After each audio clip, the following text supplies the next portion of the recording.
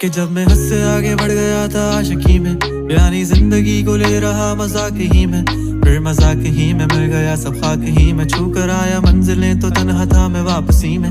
जैसे फूल तोड़े होंगे तुमने झोली भर के, मैं वो फूल जो कि रह गया था शाख ही में। जैसे ख्वाब ही में ख्वाब गाहे आँख ही में, पल से पल में क्या हुआ तुम रह गए बस याद ही में। एक सवाल मचलता है मेरे दिल में, कभी तुझे मैं भूल जाऊं या तुझे मैं याद करूं।